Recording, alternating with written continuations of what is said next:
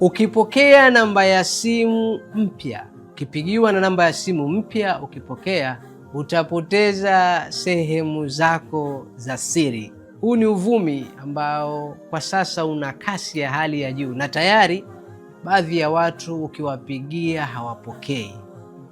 Lakini je, huu uvumi una ukweli kiteknolojia? Kabla ya kwenda moja kwa moja, huu uvumi ulianza kule kwenye kushikana mabega kule, lakini haukupata nguvu zaidi, ukapotea.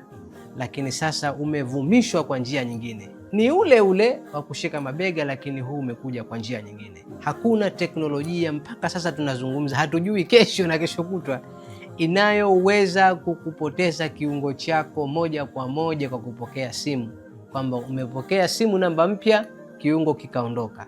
Hiyo hakuna.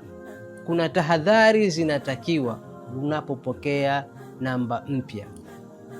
Mara nyingi matapeli wanakupigia na wanakutisha, labda anaweza kukutishia kwamba tutakuondoa sehemu zako za siri.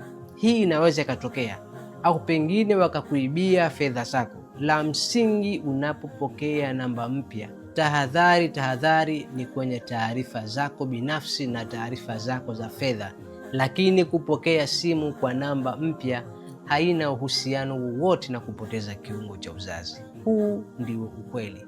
Kila Zinjibari Technology, kazi yangu ni kukwambia mambo ambayo huambiwi, na huu ndio ukweli wa uvumi huu.